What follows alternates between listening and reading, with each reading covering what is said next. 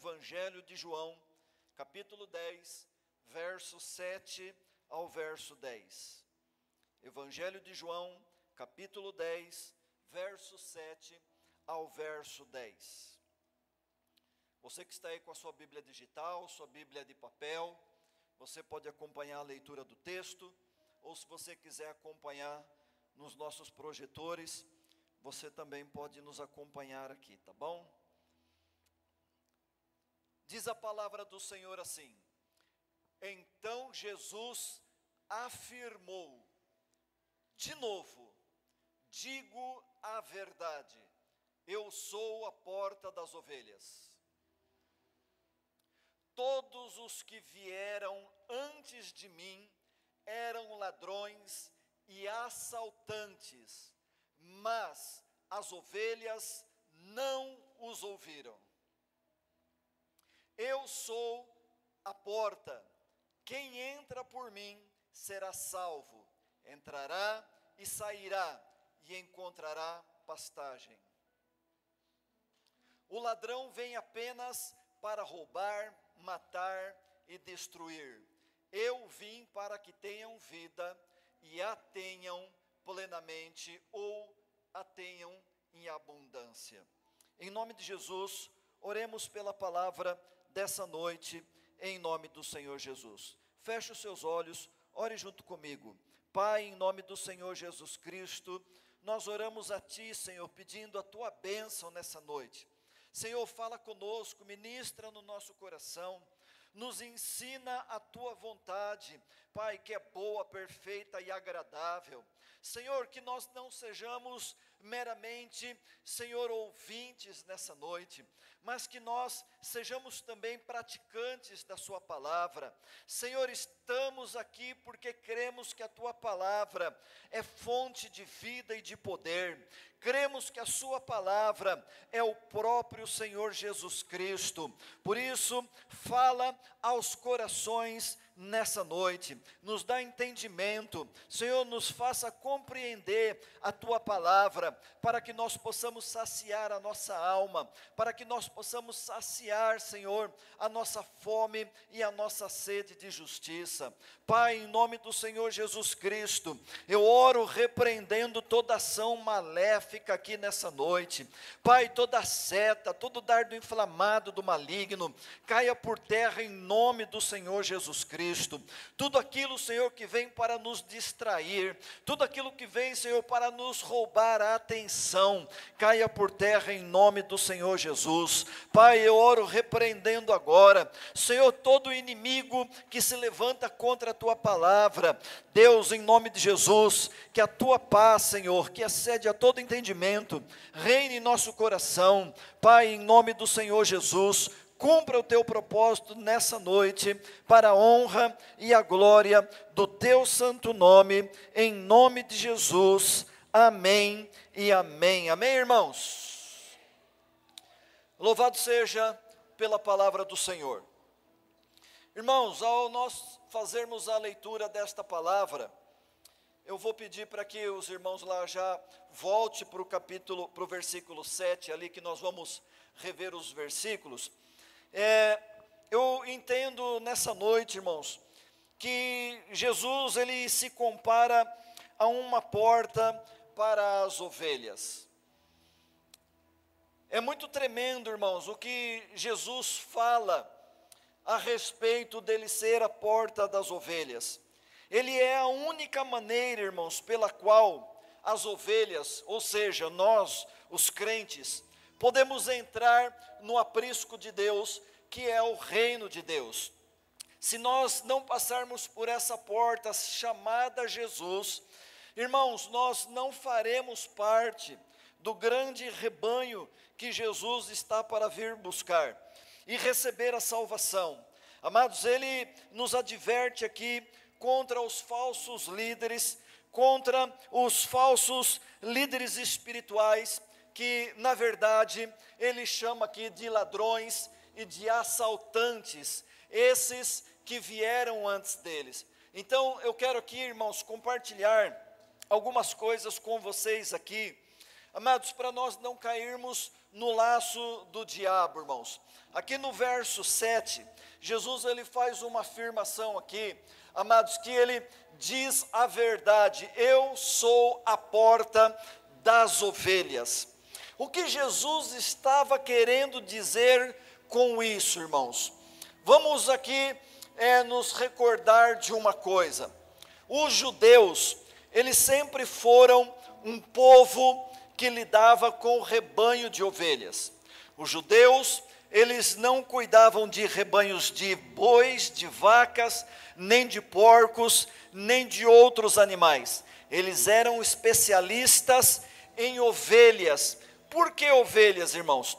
Porque além da ovelha dar o sustento para eles, amados, através da lã e da sua carne, era também o animal preferido por Deus para o sacrifício. Tanto é que João Batista, quando vê Jesus, ele diz: eis aí o Cordeiro de Deus que tira o pecado do mundo. Então o cordeiro, a ovelha, ele era uma preciosidade para o povo judeu. E o povo judeu, irmãos, não era uma nação de agricultores. Eles não lidavam com grandes plantações. Eles plantavam só para eles comer. Mas fora isso, eles não plantavam para comercialização. Embora, é claro que existiam os grandes fazendeiros naquele tempo. Mas quando Jesus fala que ele é a porta das ovelhas, Jesus está falando aqui numa linguagem muito simples, numa linguagem muito popular, porque a nação de Israel sabia o que era ser pastor de ovelhas. Amados, essa identificação de Jesus, dizendo que ele é a porta, isso tem tudo a ver com o que o judeu estava acostumado a fazer no seu dia a dia. Amados, lembrando que a nação de Israel, ela peregrinou por muitos anos no deserto. Eles peregrinaram muitos anos por regiões desérticas, e mesmo estando ali em Israel, ainda assim, Israel é uma terra semiárida, ou seja, é mais seca do que chuva. E eles estavam acostumados, irmãos, a sair com os seus rebanhos, porque a cidade de Jerusalém era uma cidade fortificada. A maioria das cidades ali eram fortificadas por muros, então eles tinham que levar os seus rebanhos para fora. E quando eles levavam os seus rebanhos para fora, eles tinham que às vezes caminhar muitos dias com os rebanhos para encontrar alguma pastagem verde que pudesse alimentar o rebanho. Lembrando que eles estão numa região desértica, então não se achava pastagem com facilidade, como nós achamos aqui no nosso país, que qualquer quintal se torna um pasto. Lá não, irmãos, lá é diferente. E quando esses pastores saíam com seus rebanhos a andar pelo deserto, na virada do dia, quando chegava a noite, amados, era muito comum os animais predadores atacar os rebanhos desses pastores. Então, o que esses pastores faziam?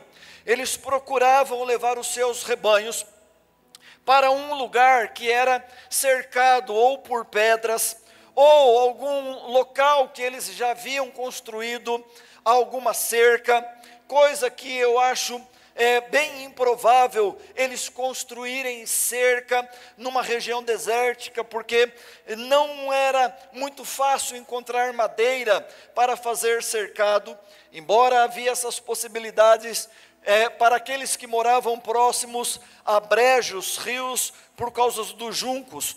Então, amados, esses homens, eles sabiam do perigo que eles corriam ao levar os seus rebanhos para o deserto. Então ali eles procuravam levar esses rebanhos para um lugar que era cercado de pedra, mas não era totalmente cercado por pedra ou por madeira. Então o que eles faziam, irmãos? Eles colocavam os seus rebanhos naqueles lugares aonde estava protegido com algum tipo de material ali, seja pedra, pau, e eles deitavam naquele vão que ficava aberto, os pastores deitavam no chão, eles dormiam ali, porque se algum animal predador viesse atacar o rebanho, teria que passar por cima do pastor. Então o pastor, ele se levantava e ele lutava com esses animais predadores, ou com ladrões de ovelhas mesmo, que vinham à noite roubar. Então Jesus estava se revelando ali para os judeus, que ele era a porta das ovelhas, ele era a porta do aprisco. Nenhuma ovelha entrava, nenhuma ovelha saía, se não passasse por Jesus. Amados, essa revelação, ela foi tão forte na vida daqueles que ouviram Jesus, amados, que a vida de muitos ali naquele momento foi transformada por essa revelação de Jesus. Jesus, ele estava se auto-intitulando ali, irmãos, como aquele que veio para guardar, aquele que veio para proteger todos aqueles que o aceitassem como Senhor e Salvador. Nós vemos aqui no verso 8, amados, uma fala de Jesus, que ele diz assim, que todos os que vieram antes dele eram ladrões e assaltantes. Ou seja, quem eram aqueles que vieram antes dele? Irmãos, era muito comum na época de Jesus, ou até mesmo antes de Jesus, muitos falsos profetas, muitos falsos pregadores, se aproveitando da profecia que existia no Velho Testamento, vinham ao povo de Israel, o grande rebanho de Deus, amados, dizendo que era o Cristo. Então era muito comum nos dias de Cristo aparecer muita gente dizendo que era o Cristo também. Era muita gente que aparecia pregando, amados, uma mensagem que não era do reino, e isso trazia confusão na cabeça do povo. Então o povo era muito levado de um lado para o outro, porque o povo tinha o coração sedento, o povo queria ter um contato com o verdadeiro Deus, lembrando, irmãos, que fazia aproximadamente 400 anos que Deus não falava com o homem, que Deus não falava com os profetas que existiam naquela época.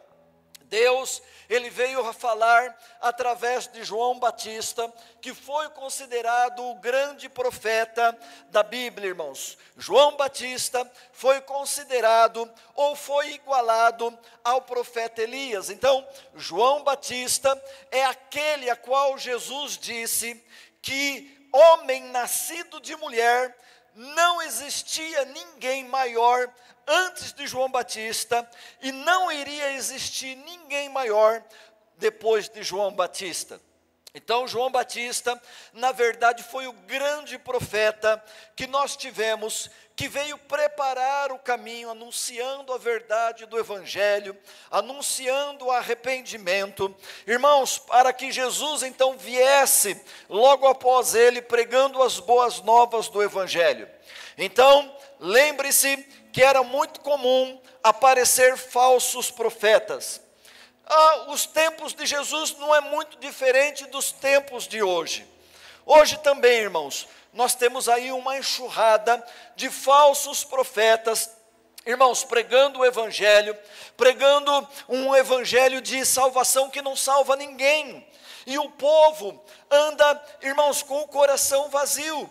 Nós temos igrejas, bigs igrejas no Brasil. Amados, eu não tenho nada contra essas big igrejas que nós temos no Brasil e no mundo afora. Mas na maioria das vezes, nós temos essas big igrejas cheias de pessoas vazias do coração. Enquanto nós muitas vezes somos uma pequena comunidade, amados, com poucas pessoas, amados, mas que estão com o coração cheio da presença de Deus. Que pastor não sonha em ter uma big igreja? Todo pastor sonha em ter uma big igreja. Mas, irmãos, entre ter uma igreja cheia de pessoas vazias e ter uma igreja pequena, com pessoas cheias do Espírito Santo, eu prefiro ser pastor de uma igreja pequena, mas com um rebanho cheio da presença do Espírito Santo. E eu sinto, irmãos, nessa noite, que o Espírito Santo está aqui neste lugar. Eu sinto a presença do Espírito Santo aqui, irmãos, desde o momento que nós começamos a louvar. Amados, quando a Fábia abriu a boca dela e começou a louvar aqui, irmãos, eu já senti algo diferente no ar. Irmãos, quando eu vi os músicos aqui, irmãos, tocando perfeitamente, irmãos, adorando ao Senhor, a maioria deles enquanto tocava, de olhos fechados, eu entendi que tinha algo diferente nesse culto. Amados, quando nós entramos no segundo louvor, a Fábia foi tomada aqui pela presença de Deus, e ela não conteve as lágrimas no altar do Senhor. Amados, é muito gostoso ver isso dentro da igreja, é muito bom ver a atuação do Espírito Santo.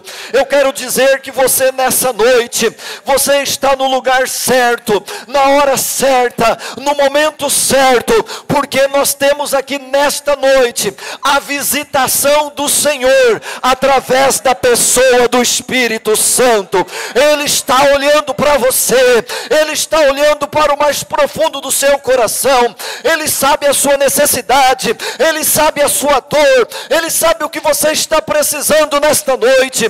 Por isso Ele me trouxe aqui com esta mensagem, porque Ele é aquele que vai mudar a minha vida e a sua vida, se nós entrarmos pela porta do aprisco.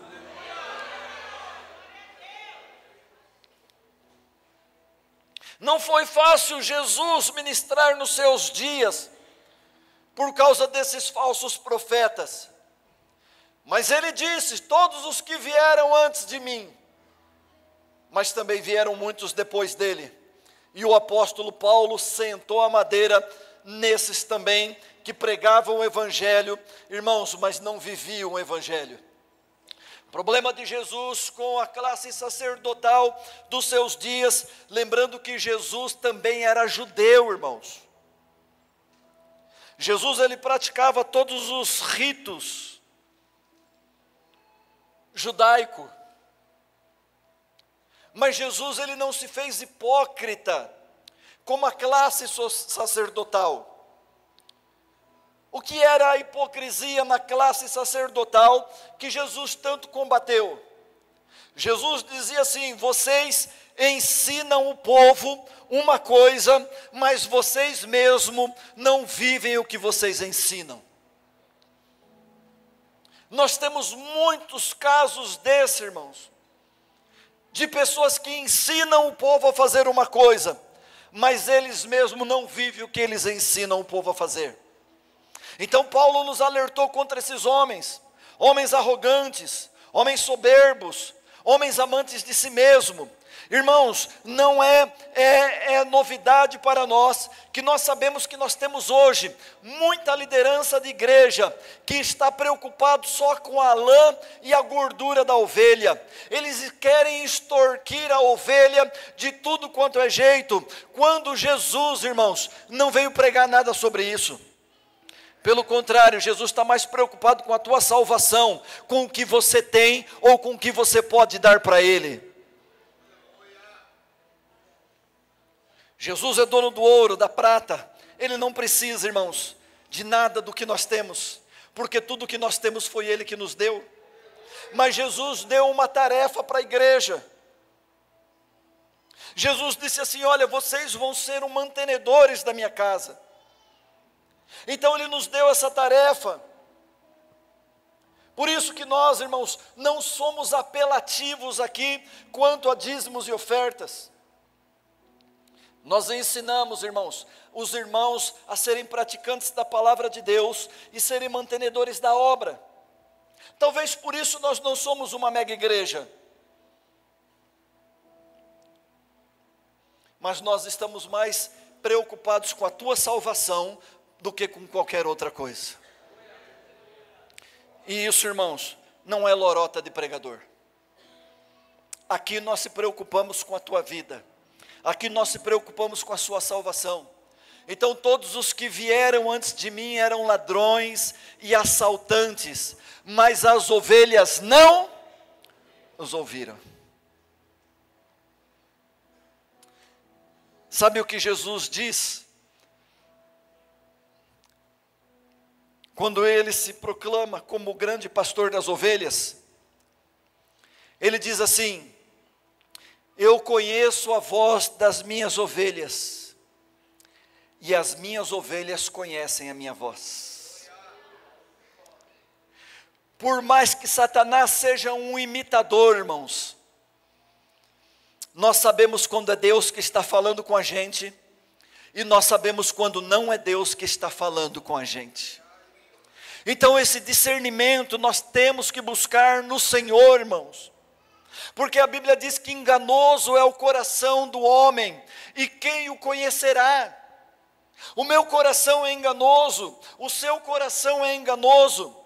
Mas, irmãos, se a palavra de Deus estiver no nosso coração, esta palavra, irmãos, ela vai nos conduzir no caminho certo e vai nos dar discernimento na hora que nós mais precisarmos, em nome de Jesus.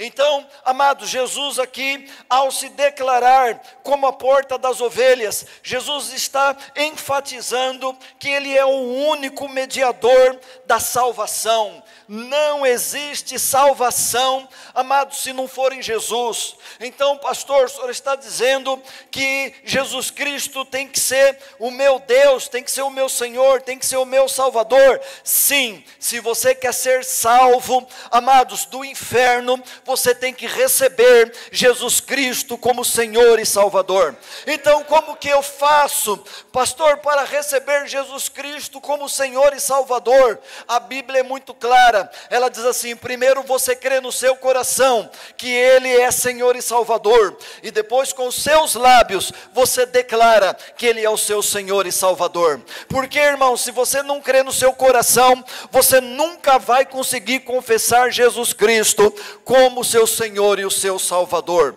Fato é que muitas vezes, amados, quando nós vamos expulsar demônios de alguma pessoa que está possessa, a primeira coisa que nós fazemos, amados, se nós não temos certeza se é demônio ou se é a carne da pessoa, nós levamos ela a fazer uma oração, aonde ela vai dizer que Jesus Cristo é o Filho de Deus, que Jesus Cristo é o Salvador, porque se estiver endemoniada, a pessoa não consegue falar que Jesus Cristo é o Senhor e Salvador. Então, irmãos, nós como crentes temos que aceitar Jesus como o único mediador da salvação. É Jesus que está diante do Pai intercedendo por mim e por você. É Jesus que está diante do Pai clamando por mim e por você. Então, amados, se nós temos Jesus, aqui no verso 9 diz: eu sou a porta, quem entra por mim será salvo. Lembrando que Jesus está pregando para os judeus e falando numa linguagem popular que os judeus entendiam, porque eles eram pastores de rebanhos de ovelhas. Eu sou a porta, quem entra por mim será salvo. Entrará e sairá e encontrará pastagem. Olha o que Jesus diz: sairá e entrará. Jesus, irmãos, não nos chama para um aprisionamento. Jesus não nos chama, irmãos, para viver uma vida debaixo de jugo. Ele diz que nós, como ovelhas, se estivermos nele, nós entraremos e nós sairemos e encontraremos pastagem. Jesus é aquele, irmãos, que vem suprir todas as nossas necessidades. Aqui Jesus se identifica como a porta das ovelhas, e Ele está enfatizando a sua exclusividade como o único meio pela qual as pessoas podem entrar no rebanho de Deus e receber a salvação. Amados, neste mundo em constante mudança, a mensagem central permanece a mesma. Jesus é a única porta que nos conecta com Deus. Ele é o único caminho para a salvação. Ele é o único caminho para a vida eterna.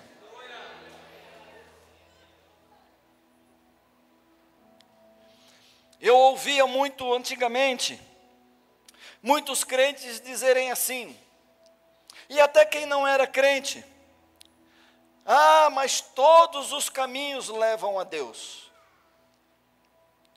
E eu achava que isso era uma mentira, porque eu tinha aprendido que Jesus era o único caminho, a única verdade, a única vida. Mas, irmãos, depois de tanto ouvir, eu comecei a meditar e tive o entendimento de que o que essas pessoas diziam é verdade. Todos os caminhos levam a Deus, mas todos os caminhos levarão as pessoas a Deus no dia do grande juízo final, porque todos serão julgados por Deus. Mas aqueles aos quais Deus julgará e achará justo, que estiverem em Cristo, o Pai vai dizer, e o Filho vai chamar: vinde, benditos do meu Pai, para o gozo que vos está preparado antes da fundação do mundo. Então todos os caminhos levam a Deus? Levam, mas para juízo. Mas para a eternidade é só Jesus Cristo.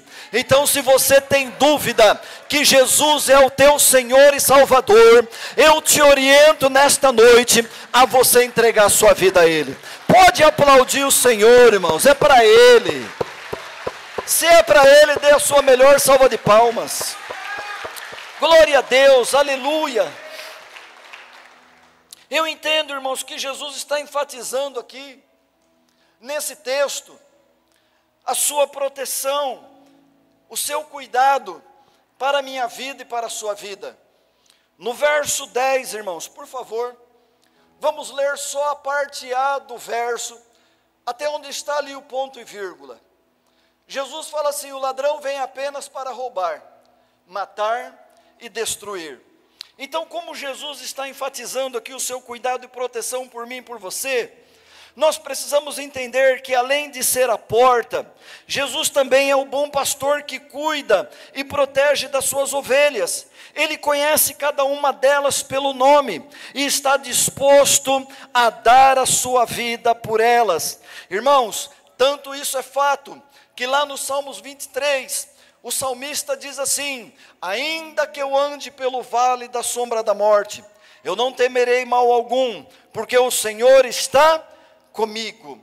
Então, irmãos, Jesus é aquele que está cuidando e está protegendo de mim.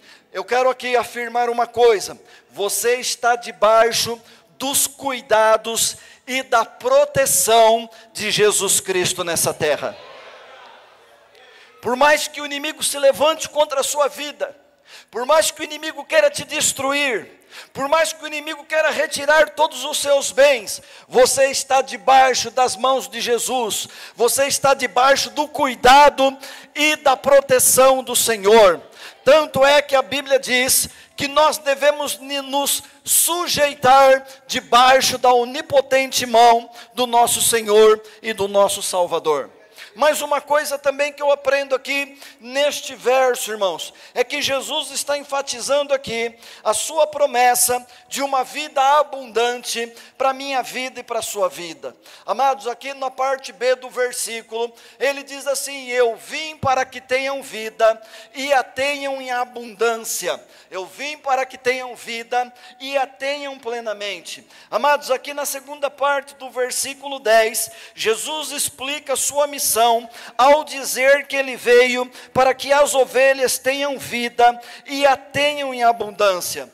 Jesus, amados, não apenas oferece salvação, mas também vida abundante. Ele não deseja apenas que sejamos salvos da condenação eterna, mas que experimentamos uma vida cheia de propósito. Irmãos, Jesus sempre tem algo para nos oferecer. Tanto é, irmãos, que Jesus nos prometeu livramento. Jesus nos prometeu, amados, viver uma vida abundante, uma vida plena. Irmãos, o que eu aprendo aqui com Jesus é que Ele diz que Ele vai me dar cuidado. Quando Ele diz, eu sou a porta, Ele está dizendo, eu vou cuidar de você. Quando Ele está dizendo que eu vou viver uma vida plenamente. O que é que todos nós seres humanos buscamos, irmãos?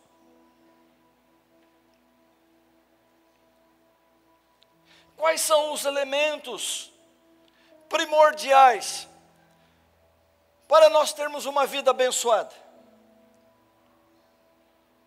Primeira coisa, todos nós queremos viver num país, numa cidade, num bairro, que tenha segurança.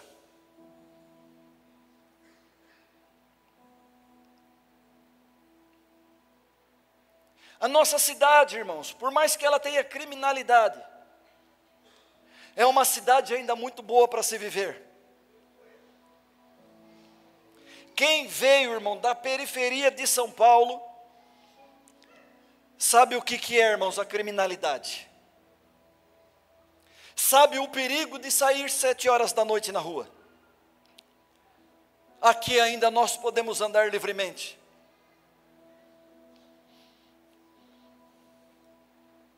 Primeira coisa que todos nós buscamos, segurança. Segunda coisa que todos nós buscamos, comer bem.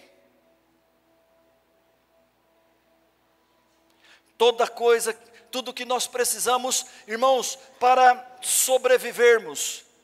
Água. Uns é Coca-Cola. Mas água. Precisamos de segurança, alimentação e água. Mas pastor, também precisamos de roupa. Precisamos disso, precisamos daquilo. Jesus disse assim para os discípulos: não busquem essas coisas como as pessoas do mundo buscam. O vosso Pai que está nos céus sabe que vocês precisam de todas essas coisas, e Ele vai suprir vocês em todas essas coisas. Mas buscai em primeiro lugar o reino de Deus e a sua justiça. Jesus nunca veio nos oferecer roupa, Jesus nunca veio nos oferecer carro, Jesus nunca veio nos oferecer casa. Tanto é que Jesus disse assim para aqueles que queriam seguir Ele: olha, o Filho do Homem não tem onde reclinar a cabeça. Mas Jesus nos prometeu uma coisa, e eu aprendo nesse texto. Ele me garante, irmãos, segurança. Ele me garante, irmãos, abundância na minha vida, porque Jesus está falando, irmãos, numa linguagem figurativa de um pastor e de um rebanho. O que o pastor faz para cuidar bem do seu rebanho? Ele leva o seu rebanho para pastar em pastos verdejantes. Deus não oferece capim seco para nós, igreja. Deus oferece pastos verdejantes. Sabe o que eu entendo aqui nessa palavra? Você vai se saciar até não aguentar mais, porque eu vou prover isso na tua vida. Ainda falando de rebanho, irmãos, usando o Salmo 23. A palavra diz: Ele me conduz às águas tranquilas e refrigera a minha alma. É muito forte quando Jesus diz assim: eu sou o pão da vida. Quem comer deste pão jamais terá fome. Em outra passagem ele diz assim: eu sou a água viva que desceu do céu. Quem beber desta água jamais terá. Ou seja, comer o pão nunca mais terá fome, beber a água jamais terá sede. Deus está falando de abundância na minha vida e na sua vida aqui nessa terra. E eu creio, irmãos, que nós, por mais difícil que seja a nossa luta, Deus tem nos levado, irmãos, nos melhores pastos e nos melhores riachos para beber e saciar a nossa fome e a nossa sede.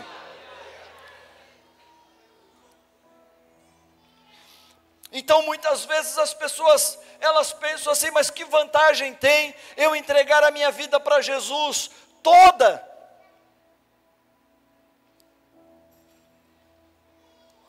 Porque seguir a Cristo, irmãos, tem que ser algo que traga alívio para a nossa vida. Meu querido, deixa eu falar uma coisa para vocês. Eu venho de uma época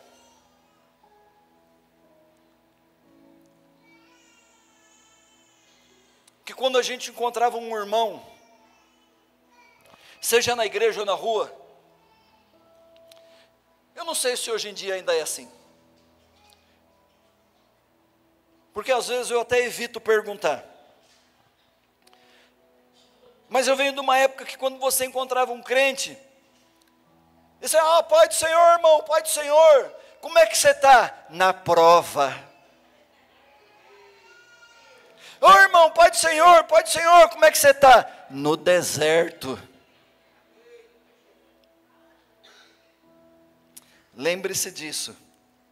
Os pastores levavam as ovelhas para o deserto, mas não largavam elas no meio da areia escaldante.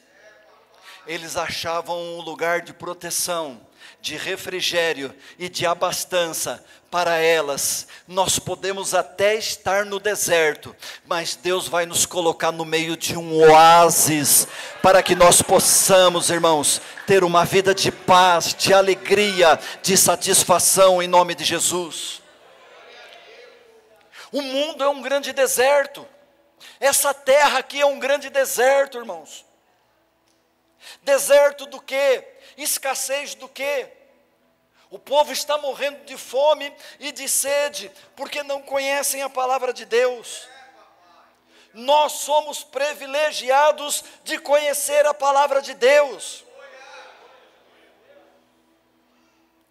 O crente é tão fascinante, irmãos, que Jesus prometeu uma vida abundante para ele. Jesus prometeu colocar ele no meio de pastos verdejantes e águas tranquilas. Aí o crente é tão fascinante, é tão tremendo, é tão maravilhoso, que o crente fala assim: vou fazer 40 dias de jejum.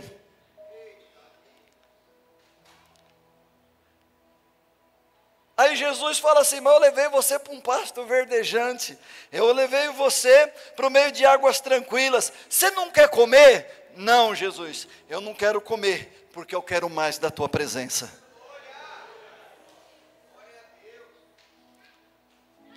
Nós não temos fome de pão, nem sede de água, irmãos. A nossa alma, ela clama pela presença do Senhor. E quando nós temos, irmãos, manifestações da presença do Senhor, nós temos que nos deleitar na presença dEle. Nos deleitar. Então Jesus nos promete aqui uma vida abundante, para que eu e você possamos continuar caminhando nessa terra, desfrutando de todas as maravilhas do reino de Deus. Nós devemos, irmãos, procurar viver aqui, como que se a vida futura já tivesse chegado para nós. Porque essa é a vontade de Deus. A própria palavra diz que a vontade de Deus, ela é boa, ela é perfeita, ela é agradável. Por mais desgraça que nós vemos lá fora, ainda nós podemos olhar para Cristo e ver que temos uma vida abençoada em nome de Jesus. Você é abençoado? Sua casa é abençoada?